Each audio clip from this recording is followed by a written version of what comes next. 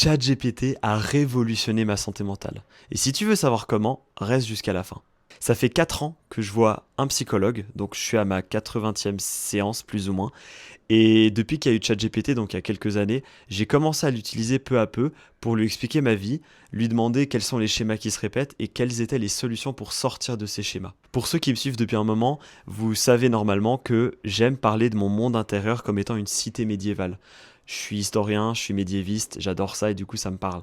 Donc il y a une cité avec des murailles, la salle du trône dans laquelle je siège et moi je suis le seigneur de cette cité. Et les habitants de cette cité sont toutes mes versions antérieures, donc tous les petits Isaac. Parler de cité médiévale, ça m'a vraiment aidé à personnifier et à incarner mon monde intérieur.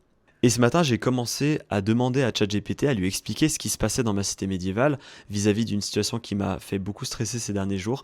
Et je lui expliquais, mais comment est-ce que je fais, comment il y a ça qui se passe, comment est-ce que je gère et tout. Et je lui explique tout. Je lui explique tout ce qui s'est passé, aussi le fait que avant, quand j'étais jeune, j'avais pas forcément de muraille dans ma cité parce que j'étais naïf. Et peu à peu, j'ai commencé à porter des masques parce que oui, être homo et chrétien, c'était interdit, c'était pas bien. Et du coup, j'ai voulu faire mieux. J'ai commencé à performer, j'ai commencé à faire une pièce de théâtre. En gros, j'ai commencé à me protéger. Et je me suis enfermé dans ma cité médiévale. Non seulement je me suis enfermé dans ma cité médiévale, mais en plus, j'ai enfermé dans les catacombes de ma cité certains petits Isaac qui était peut-être trop flamboyant, qui était peut-être trop naïf, trop libre, et qui pour moi me faisait trop penser à ce que je devais cacher, parce que je devais être mieux, je devais être viril, je devais être un homme. Et en fait, ce matin, ChatGPT m'a amené dans ces catacombes, on allait voir un de ces Isaac, et on lui a montré de l'amour.